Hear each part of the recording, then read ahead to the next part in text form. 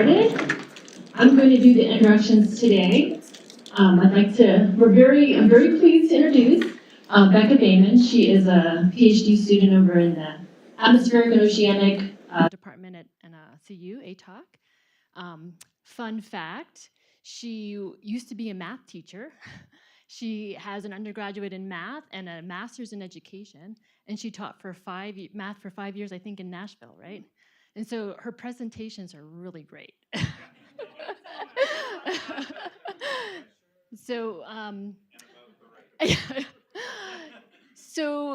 Becca is in Andrew Winter's Synoptic Meteorology Group. She is graduating this spring, and she is starting a postdoc with Libby Barnes at CSU in the spring.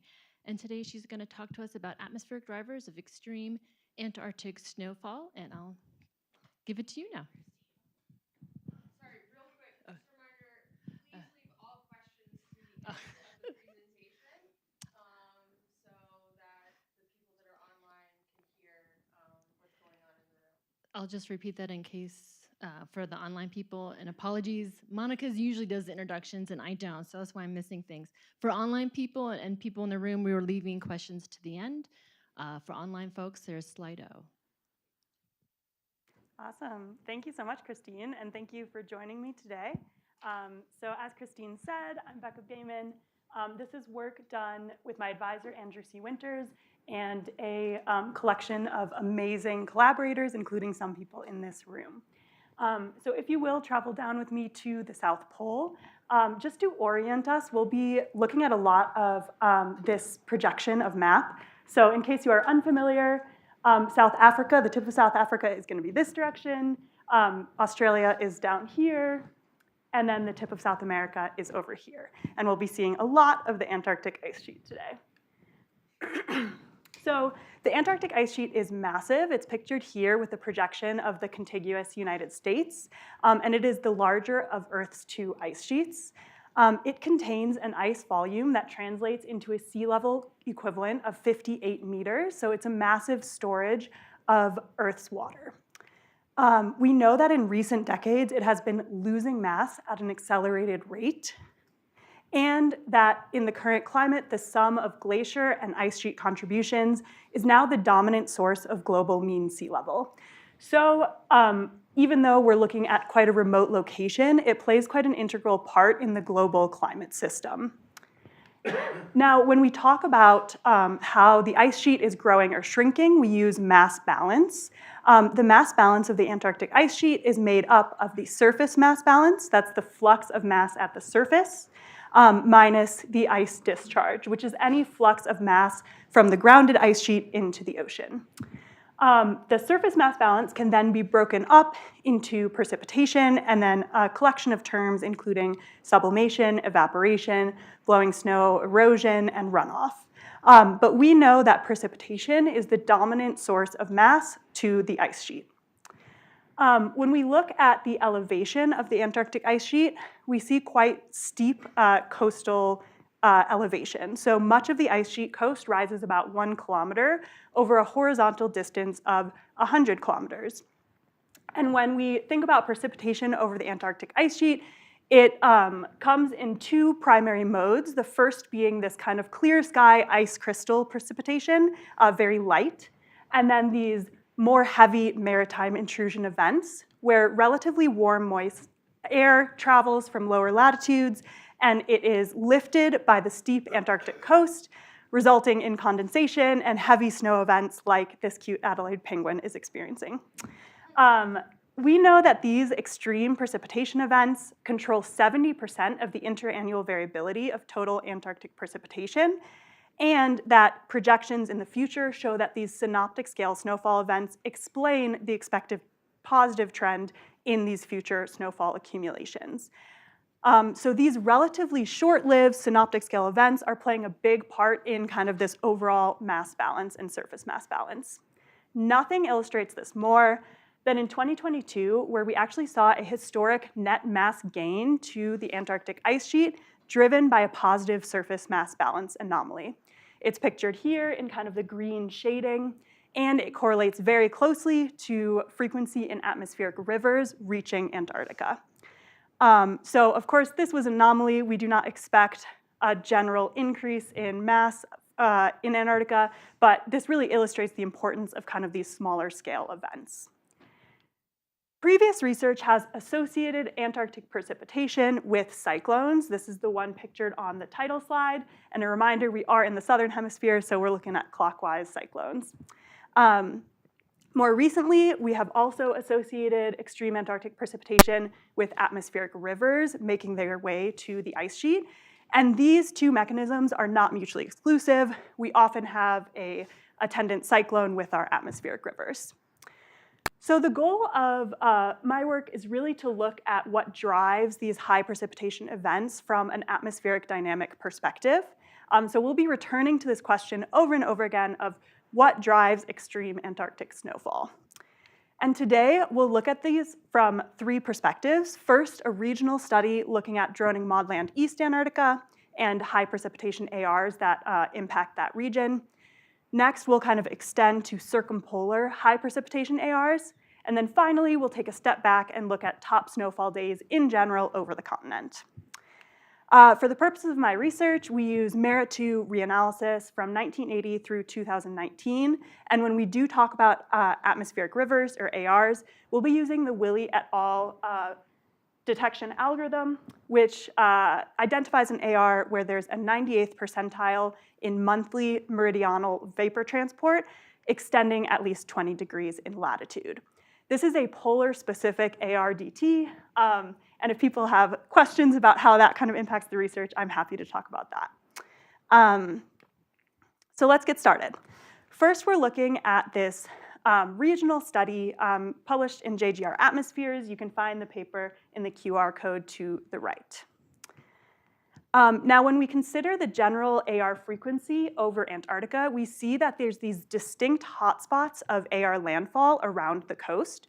We'll be looking at droning modelland, outlined in yellow here, where ARs occur about 3 days per year. They contribute about 15% of the total annual precipitation to this region, and they account for 77% of the interannual variability in precipitation. So in this region in particular, ARs have a really integral impact on the surface mass balance. Our first goal here is to define what types of environments atmospherically are leading to these ARs making landfall. And to do this, we'll use a self-organizing map, which is a unsupervised machine learning mechanism used to kind of group or identify environments. So we'll start with 4,006 time steps of landfalling AR sea level pressure anomalies, represented here by the orange squares. And then we'll implement a self-organizing map. This is quite similar to K clustering, with the added benefit that it actually organizes the different groups in space relative to one another. So if the orange dots here are our sea level pressure anomaly time steps, this web of kind of purple points is our self-organizing map, and at each iteration, it's moving closer to our data points, creating these grouped time steps. The result of this is 16 nodes that represent landfalling AR environments. And I'll just make a quick plug here for self-organizing maps. I think they've had become quite popular in the synoptic meteorology community to kind of identify environments associated with extreme events. And I think it's quite a useful tool. So this is what our self-organizing map looks like. We have sea level pressure anomaly pictured in the dark purple to pink. Above each node, there's the percentage of time steps mapped to that node. So that's the percentage of time in that group. We'll notice right away that we see a high-low pressure couplet anomaly featured in almost every single node, but that this couplet varies in space and intensity.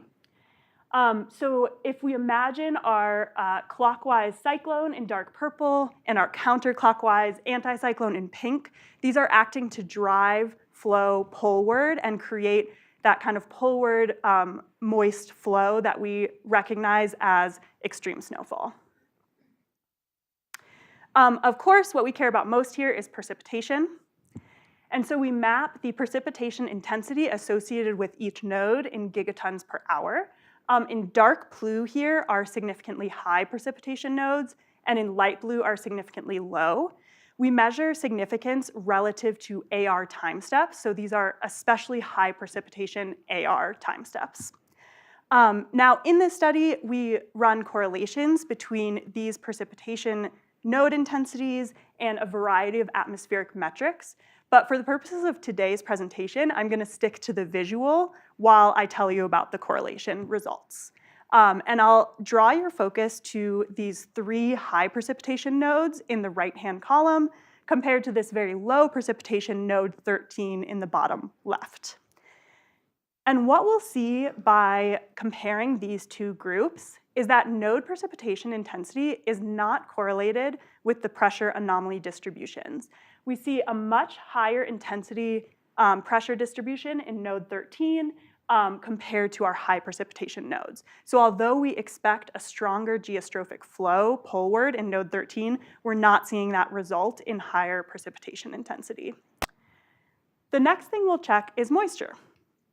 So here we have the integrated water vapor anomalies mapped to each of our nodes.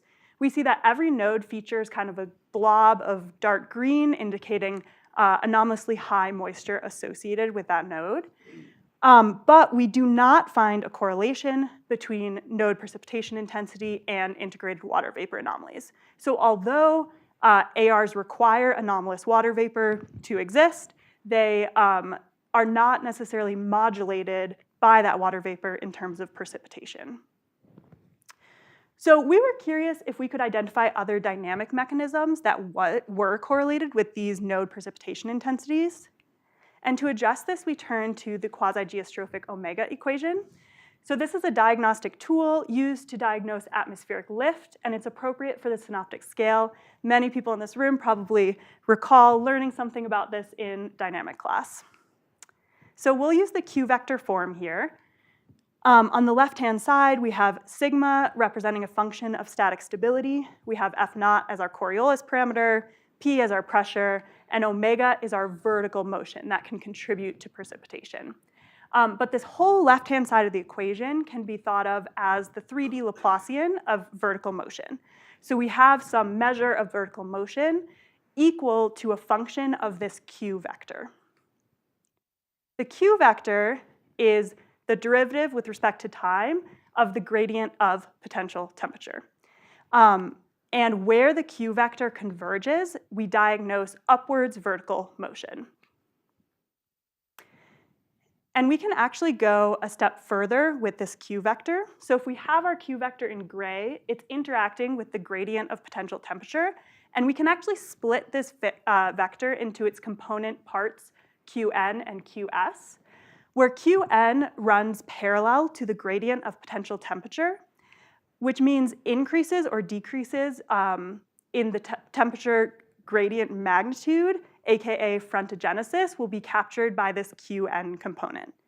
Whereas Qs is perpendicular to the gradient of potential temperature, it indicates change in direction of that gradient and thus captures more of the occlusion process at the synoptic scale. We can use this Qn and Qs component to speak to life cycle of cyclones. So if we think of Qs, our occlusion process, lift in purple, and Qn, convergence or frontogenesis, in the mature phase of cyclogenesis, we expect quite a bit of spatial overlap between these 2 mechanisms of lift. Later on, as the cyclone occludes, we expect some separation with frontogenic lift kind of sitting northeast of the occlusion process.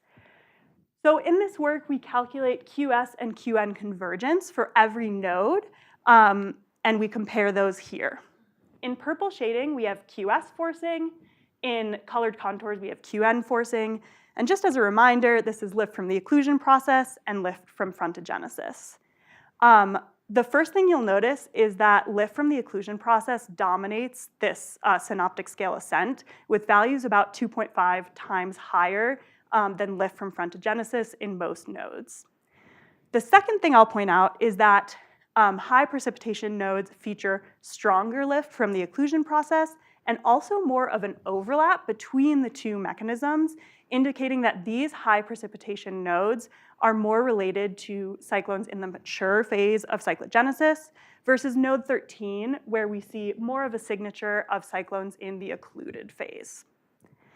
So from this work, we return to our question of what drives extreme Antarctic snowfall, and we find that in droning Maudland, East Antarctica, anomalous moisture is absolutely necessary to the occurrence of an AR, but that strong synoptic scale forcing is really what distinguishes high precipitation ARs. And of course, at this point, we were curious if this applies to other regions around Antarctica. So we turned to a second study looking at circumpolar ARs around Antarctica that is published and can be found at this QR code.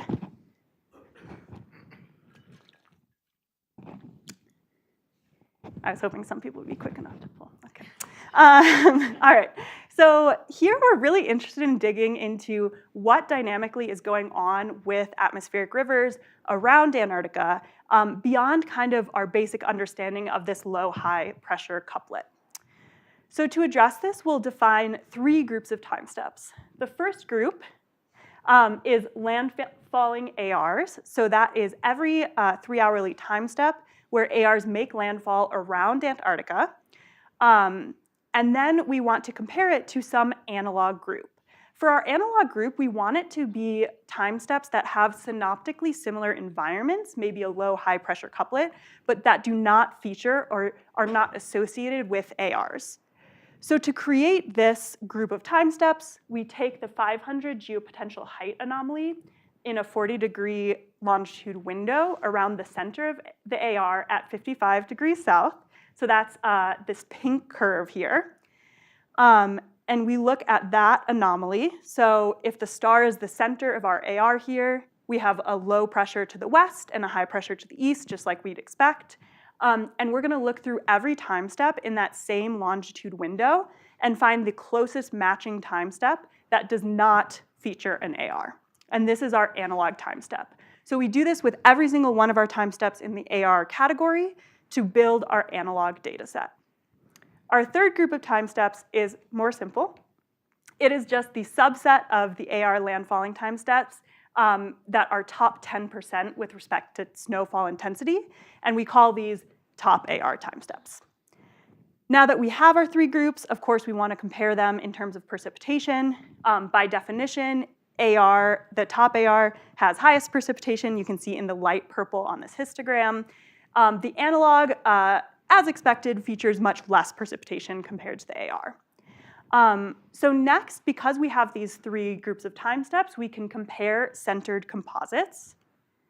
We'll be looking at a couple figures that look like this, so I'll walk you through this one in detail. So we have 3 panels for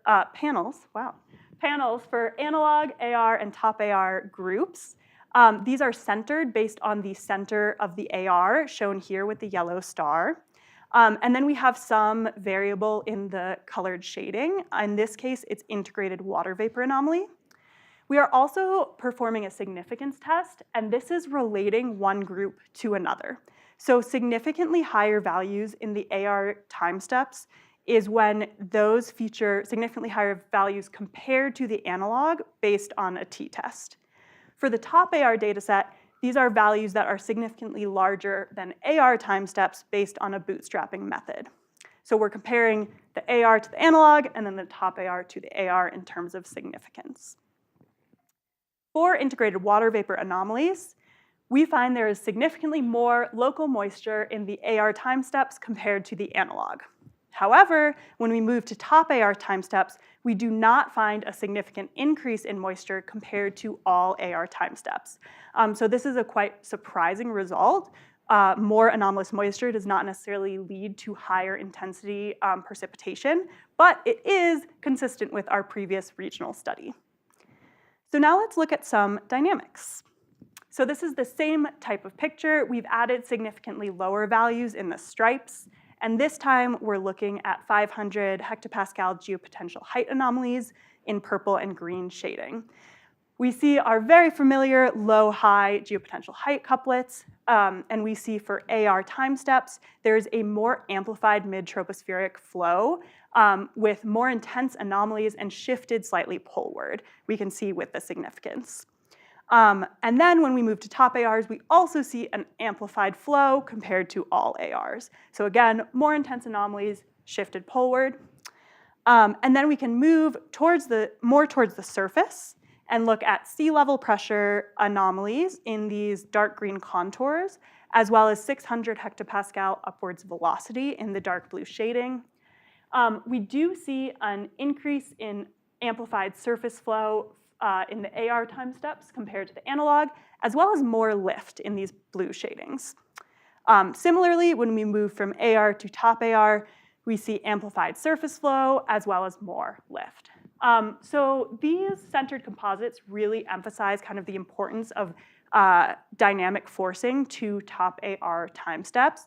And we were curious if these synoptic scale anomalies were linked to kind of more planetary scale flows that set up these really robust synoptic environments.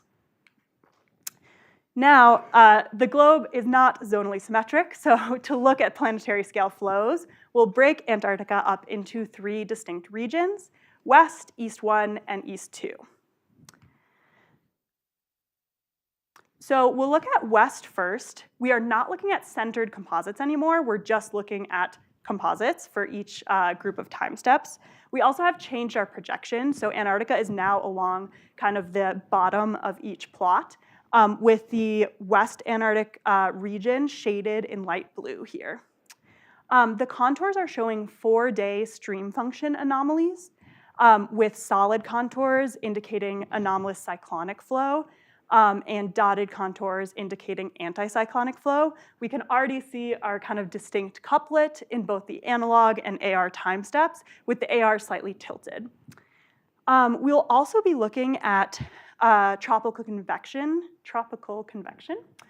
4 days before AR landfall in the colored shading. This is a measure of the difference in percentage of time steps with outgoing long wave radiation below 220 watts per meter squared. You can think of areas that are shaded pink as anomalous deep tropical convection prior to AR landfall. So as mentioned, in the analog and AR time steps, we see our couplet. We don't see a whole lot going on otherwise. Things get more interesting when we look at our top AR group of time steps, where we have deep tropical convection over Vietnam and Indonesia 4 days before AR landfall, and then this really distinct Rossby wave train that stretches from the East Indian Ocean to West Antarctica and results in this incredibly enhanced cyclonic, anticyclonic couplet. So really a signature of some distinct planetary scale flows setting up these top AR environments. Next, we'll travel to East 1. So we've now shifted Antarctica across the bottom of our plots, and the yellow region is now East 1. But we're plotting the exact same things now for East 1.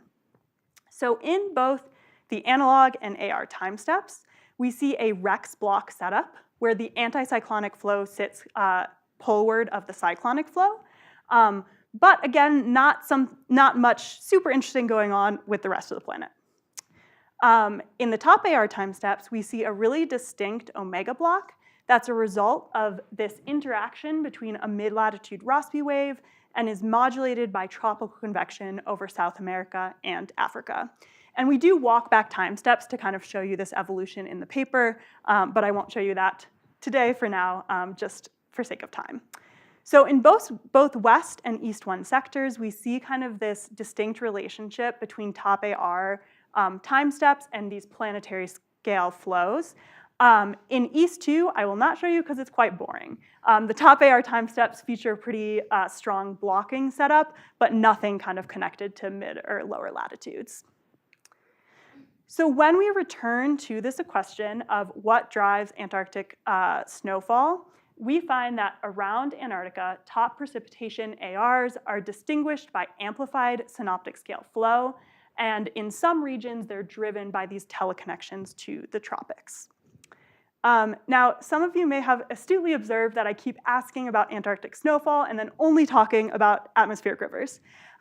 So although atmospheric rivers are incredibly important to Antarctic snowfall, we do want to kind of broaden our horizons and see if these dynamic drivers are also important to just generally top snowfall days around the continent.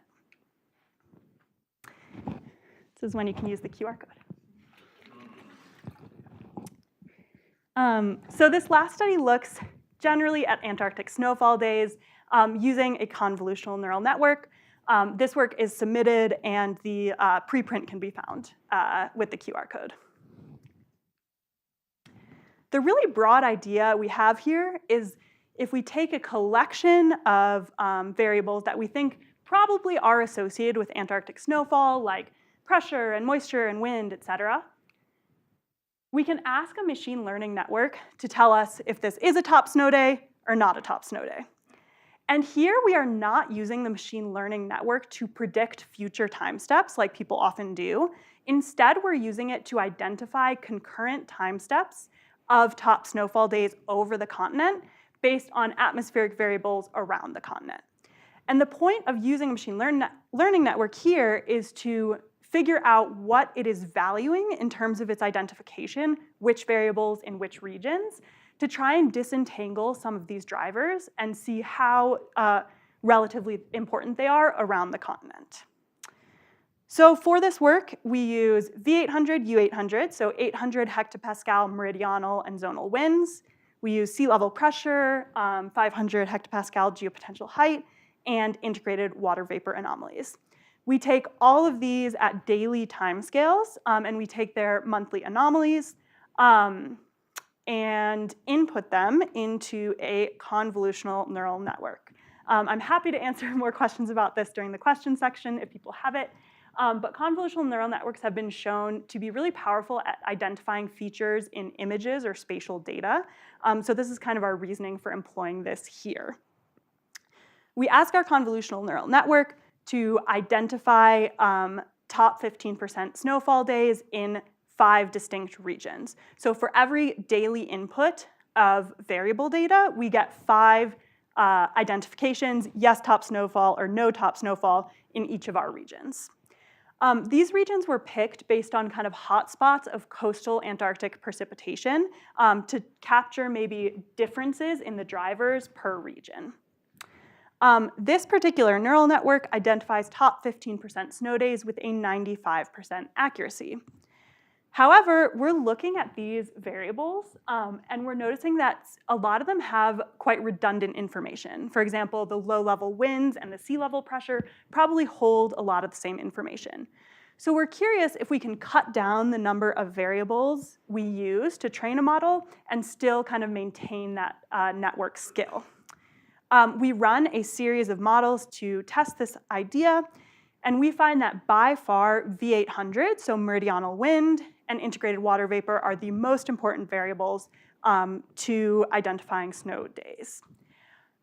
We then re-optimize a CNN using just these 2 variables, and this CNN identifies top 15% snow days with a 93% accuracy. So dropping 3 of our variables only lowers our accuracy by 2%, and we're left with a highly skilled network that identifies top 15% snow days based on 2 variables. Now, I want to pause here because this in and of itself is a result. We were able to use a convolutional neural network to really narrow down which variables contributed to network identification of top snow days. And what you'll notice here is that these 2 variables are the exact same variables we use to identify ARs around Antarctica. So this really highlights the importance of AR-like events to Antarctic precipitation.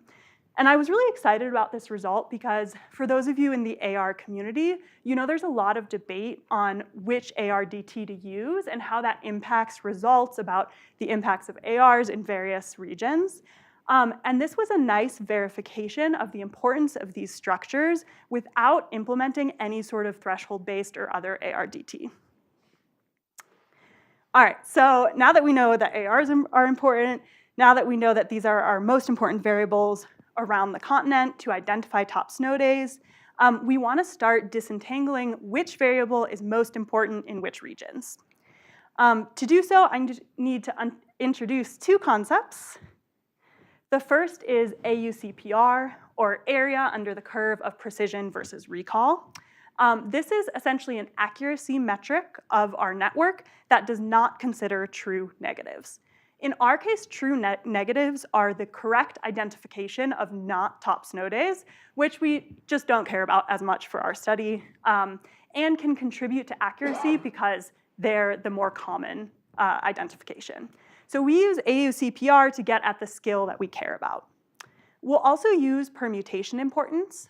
This is a method in which you scramble one of the variable data and you ask the model to identify top snow days based on this scrambled data. And the amount that the model skill, or in this case AUCPR, decreases with scrambled data tells you how valuable that particular variable is to the model skill. All right, so we'll show, it's a very complicated explanation for a very simple graphic. So on the y-axis, we have AUCPR, so our measure of model skill. The black dashed line across the top is the AUCPR the network has for that region without any scrambling, so using good data.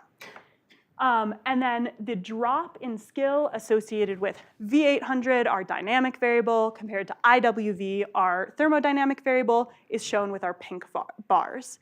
And what we see, as I've labeled around our continent, is that region 1, the network relies more on V800 to identify top snow days compared to IWV. It turns out this is true of regions 2 and 3, so our 3 East Antarctic regions. The network relies more on V800 than IWV to identify top snow days. This looks a bit different in West Antarctica, where our thermodynamic variable, IWV, turns out to be more powerful to the network in identifying top snow days. Now, I do want to point out that in every region, the network is using both variables. So both variables are important to identification in all regions, but we see kind of this difference between East and West regions. Now, in East Antarctica, the relative importance of dynamic variables kind of motivated us to look deeper into the dynamics, surprise, surprise. So we'll return to our old friend, the quasi-geostrophic omega equation. This is the exact same form, that Q-vector form that we saw in Project 1. But this time, instead of diagnosing ascent using this Q-vector convergence, we will instead use successive over-relaxation to solve explicitly for omega. So we're disentangling and solving for the lift that is associated with synoptic scale drivers. Once we have this omega, we can take our total omega from MERA2 at a given pressure level. We can subtract out this synoptic scale dynamic lift, and we're left with some residual. The residual could be due to diabatic processes and orographic lift. Given the steepness of the Antarctic coast that we saw, we hypothesize that much of this is orographic lift. So we will take our omegas for our correctly identified top snowfall days in our testing data set around Antarctica, and we'll compare that to the residual, which looks something like this.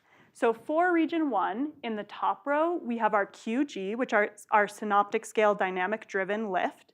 In the bottom row, we have our residual lift. And hatching here indicates significantly more lift in that category compared to the other. So at 700 hectopascal omegas, we see significantly more lift from synoptic scale drivers near the coast, near 70 degrees south for region 1. And we'll repeat this, and we see that in every region, there is some contribution from synoptic scale dynamics. In region 5, that contribution is very small.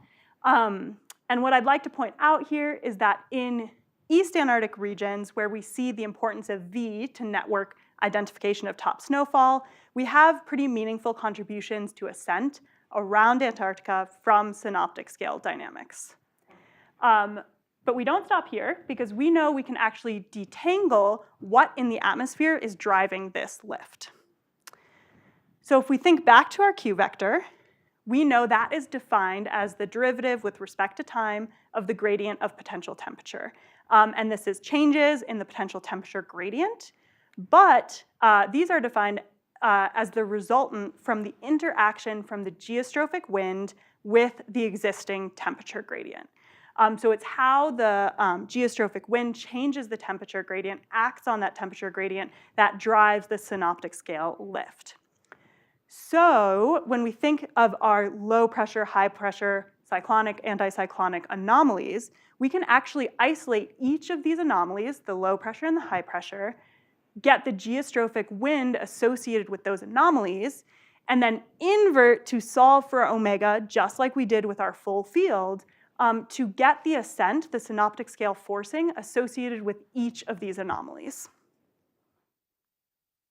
Okay, let's look at a pretty image. So in region 1, we have cyclonic on our left, anticyclonic on our right.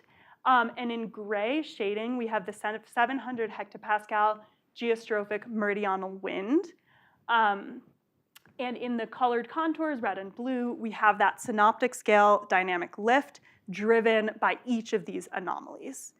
And what we'll notice in region 1, and also in every single other region, is that it is the anticyclonic anomaly that is driving more of both the poleward wind as well as the synoptic ascent. So there's this importance of the anticyclonic flow east of a precipitation event that is quite surprising when we think about kind of the traditional sense of cyclones and their warm conveyor belts really leading and driving to synoptic scale lift.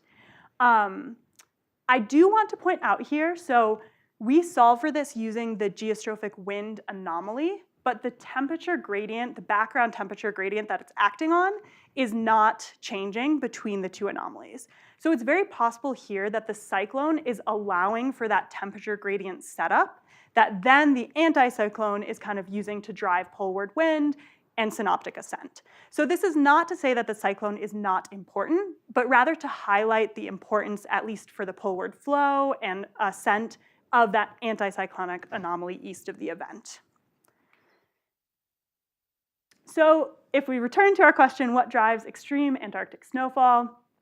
We find in this study, first of all, that top precipitation events in all regions of Antarctica have AR-like dynamics, AR-like environments, and that in East Antarctica, top precipitation events feature meaningful synoptic scale dynamic ascent, primarily driven by the anticyclonic flow east of the event. I'll wrap up here just by repeating some key findings. So first, from our regional study, we find that in droning modland, anomalous moisture is necessary to the occurrence of an AR, but that strong synoptic scale forcing is really what distinguishes these high precipitation ARs. Next, around Antarctica, we find that top precipitation ARs are distinguished by this amplified synoptic scale flow, and in some regions, that's driven by teleconnections to the tropics. Finally, top precipitation events in all regions of Antarctica have AR-like environments, and in East Antarctica in particular, top precipitation events feature the synoptic scale dynamic ascent that's primarily driven by the anticyclonic flow east of the event. So I hope over 45 minutes, give or take, I have convinced you that synoptic scale dynamics matter when it comes to snowfall in Antarctica. And I just really want to submit the importance of looking at dynamics and synoptic scale forcing for ascent in these events, especially as we turn to future warming climates where people are considering Clausius-Clapeyron and the increase in moisture in the atmosphere. This work, I hope, will kind of highlight the importance of coupling that with consideration of dynamics. So with that, thank you so much for joining, and I'm happy to take questions.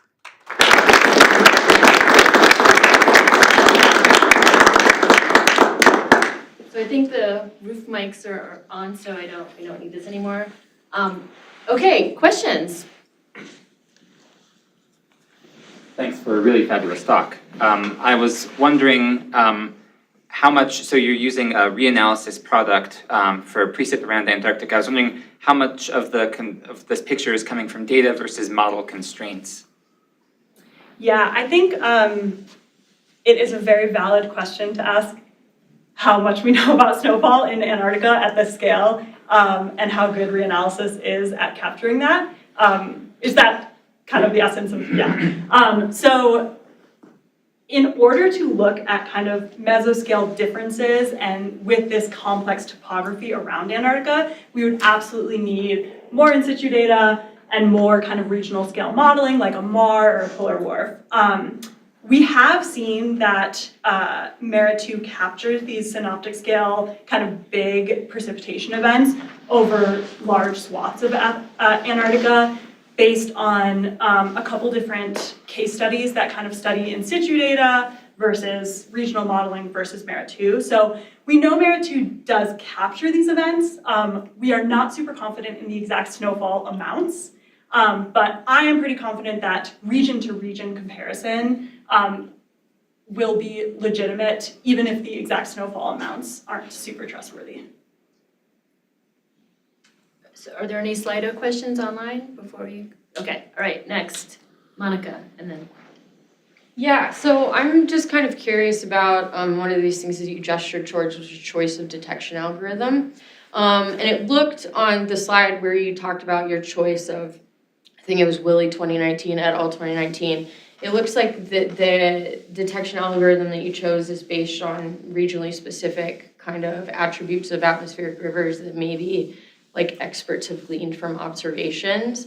I'm wondering if that's right, and that's how these kind of definitions of atmospheric rivers that are regionally specific are developed. But then I'm also curious what would potentially happen to the results if you were to maybe use a more general detection algorithm that defined atmospheric rivers based on maybe like common properties globally or something. Totally. Great question. I will not turn it to Christine, but she would probably have a better answer than me. The Willie et al. Detection algorithm is polar specific, and the main difference between that detection algorithm and more global DTs is that it focuses solely on meridional transport. So it is pretty rare that we get moisture transport that high latitude, and so it really focuses on meridional transport. In the peninsula, so it is likely that we do have kind of zonally traveling ARs. So probably the biggest downfall of using that AR compared to a global is that it's probably missing some of kind of those zonally traveling ARs over the peninsula. But it has been shown to capture many more ARs over the rest of Antarctica because it is specifically geared towards that. Was there a second part of the question? No, you answered both of them. Thank you. Okay, yeah, thank you. Still no Slido? Yeah? No, okay, Kyle. All right, yeah, thank you for the talk. I found it really, really interesting. So I have another like atmospheric river detection related question. So it looks like there's an importance of both like the moisture and the transport in ARs. So would you, for like Arctic precipitation applications, would you suggest like applying an algorithm that's thresholding based on like IVT versus IWV? And it's sort of related to that, like what do you think like geometric constraints, like how are they related to sort of your results in terms of like, you know, if you have a very restrictive ARDT that has a lot of geometric constraints versus like not very many, how would that affect your results? Totally. Okay, so the first question, Willie et al. Detection algorithms do include kind of two versions, one with VIVT, so meridional transport only, and one with IWV. And there is at least one paper kind of comparing the results of both. You see in the climatological frequency of ARs, they look pretty similar, but they do capture different events, particularly in the peninsula where you have these zonally traveling. So I think having a polar specific is really important because things are just so dry down there that if you use a global, you're not going to capture. But I think that the VIVT versus IWV could be a matter of like what you're studying. If you're most interested in moisture transport or kind of the function of moisture generally on the ice sheet, maybe IWV is a better option. For us, we were more focused on the dynamics, so we really wanted to include that dynamic component. Geometries? Yeah. Okay, so geometries, that's a great question. I do not know of a ton of sensitivity testing done at the Willie et al. Algorithm for the length of ARs. There's some room within that 20 degree latitude, there's some room for areas of that to fall under the 98th percentile threshold. So you'll see ARs in this detection algorithm that are like a blob up here, and then it stops, and then a blob down here that are shorter. So I guess that captures some of kind of the geometric flux. I will plug a future ARDT that Christine has been working on using machine learning that is polar specific. So I think right now it's a little hard to talk about ARDTs at the poles because we're not comparing that many different DTs down there. We're only comparing to global. But I think once we have kind of a set of ARDTs in the poles, we'll have a better idea of sensitivity. Yeah. Thanks. So we have a Slido question. Oh. Do you want me to read it? East Antarctica shows an omega block that produces an air precip, and you showed the high pressure in the block is important. For West Antarctic, you showed more of a low-high pair as a part of a wave train driven by Indonesian precip. Could you comment on those quite different synoptic patterns? Yes, thank you. By Jerry. Okay, so essentially there's a difference here in the top ARs we found in West Antarctica, where we don't necessarily have a block set up, but we do have kind of this really anomalous couplet. In East Antarctica, we have this omega block, which would insinuate maybe a longer duration event. And duration is something that is distinctly left out of my talk today. A lot of my research has focused either at the time step level or the daily level, but not looking really at variations in the duration of an AR event. Part of this is because defining AR events in and of itself, clustering those time steps together, is a whole other kind of human implemented threshold-based thing that I was trying to avoid. But I would say that the omega block in East Antarctica might indicate that the duration of the event matters to precipitation intensity, which would be consistent with our kind of third project machine learning results that the dynamics really matter there. Whereas in West Antarctica, where we have these intense low-high pressure couplets, but not a blocking setup, so potentially kind of more short-lived event, we see that moisture really matters in our machine learning. So I would love future research to kind of look into that dichotomy and see if West Antarctic high precipitation ARs maybe don't need the duration that East Antarctic do, but they can be driven kind of by more transient patterns. And there is some work at the case study and regional level looking at teleconnections to the tropics driving West Antarctic warming that finds similar kind of planetary scale setups. But yeah, I think duration would be really interesting to look at in that context. All right, Julie. Great talk, thank you. I guess related to these teleconnections, I was wondering if you had looked at any seasonality differences Yes. in a subtropical jet. See if I can pull up the cool. She's got a slide for that. I've got a slide for that. Okay, so on the left here is a figure put together for a review, Antarctic AR review paper that is recently out. So if you're very fascinated by this topic, please check that out. With the seasonality of ARs in the histogram around, so this is ARs reaching the coastline at that longitude. On the right is really similar, but this is from my second study looking at the circumpolar ARs, and it is missing a key. So the white outline is all ARs, and the top ARs are in light purple. So you see there's a preference of top ARs to West Antarctica, whereas all ARs are kind of distributed evenly, which wasn't really your question. So in the seasonality on the left, we do see pretty strong seasonality in top ARs, especially in the west sector, but less seasonality circumpolar, so in East Antarctica, which is a little surprising because we'd expect that to fluctuate with kind of ability for kind of meridional transport related to zonal winds. But yeah, I think part of this is because they are just such rare events that I guess seasonal variation could be the difference of 1 time step, 2 time steps. So we don't really see a significant seasonality. Dave. Following on from Dan's question earlier, what sort of motivated using MERA instead of ECMWF and say, the JRA, other products out there?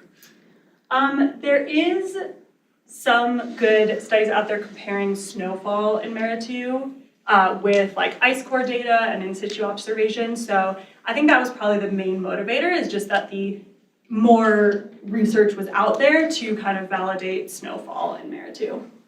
And especially like for us, we're looking mainly at the synoptic scale. So really what we want to capture is kind of these synoptic scale patterns as opposed to like smaller scale variability. Peter. So you just said these are rare events, and I think early on you said that in region 1 you got 3 events of these per year. So why are they so rare? Why aren't more storms crashing into Antarctica? So first, a clarification, 3 days per year total time. So that could be a bunch of smaller events. But yes, they are very rare. Mostly we have the circumpolar jet around Antarctica with these strong westerlies. And these ARs really require meridional transport. So if we imagine kind of this background flow of really strong westerlies, we have our kind of climatological lows, particularly the Amundsen sea low, which kind of sits around here and travels back and forth with season. We're really looking at isolated events where cyclones, high-low pressure couplets can kind of pull moisture meridionally in the background of kind of this zonally symmetric flow. Peter. This is probably a very basic question. I'm trying to work out the teleconnections. You're saying like you've got these sort of tropical like convective anomalies happening. And then you said sort of like it's a Rossby wave connection to the synoptic setup. Like, is there a mechanism by how you can sort of explain each of those different teleconnections? Yeah, so when we think about deep tropical convection, those can spur anticyclonic anomalies. And those can kind of either interact, so like enhance or detract from existing Rossby waves, or they can actually be the perturbation that kind of initiates or excites a Rossby wave. And I think in West Antarctica, there's more evidence showing that there's actually excitement of Rossby waves from these kind of anticyclonic anomalies, versus East Antarctica, when we look back in time, we see more of like an existing planetary scale pattern at the mid-latitudes, and then these kind of pops of convection are interacting with that to either enhance or detract. Right. It was just unusual to go sort of across the equator and like as a wave train, but yeah. Yeah, I think I think I showed north latitudes, but all of the anomalies that are impacting Antarctica would be southern hemisphere. Okay. So yeah, it's tropical convection south of the hemisphere in the tropics, Sorry, yeah. maybe I just misunderstood. Oh, no, I showed the north to have a, yeah. Alice. So all of this has been in the historical period, and I think it's really interesting, but all the snowfall, all the precipitation has been snowfall. And then if you were to think in the future, let's just assume that the frequency is the same, but you're getting more rain. Do you know if this is still a positive influence on mass balance, or do you end up with like ponding on top, or do you have any, I know that's not the focus of what you presented on today, but do you have any information about that? Yeah, so I think this is a really fascinating area, and definitely more on kind of the ice sheet side of things. So one thing I didn't mention is atmospheric rivers can create pretty intense melting events, not only kind of bringing rainfall, but also the downward long wave radiation from the cloud cover, particularly in West Antarctica, in the current climate at least. A lot of melting events are associated with these atmospheric rivers. So you have the cloud cover, you have the snowfall, you have the rainfall, In the current climate, I think there's good evidence from the ice sheet community, and correct me if I'm wrong, anyone here, that in the current climate, rainfall generally refreezes. So not necessarily translating into some sort of like ice discharge, but then there's a question of like, okay, what do those ice lenses do to the health of the fern, and how could that impact? So there's some really interesting research about kind of compound events and how preconditioning of the fern could affect how an AR impacts the ice sheet. And that would definitely necessitate more either in situ observations or fern modeling or kind of more mesoscale look at things.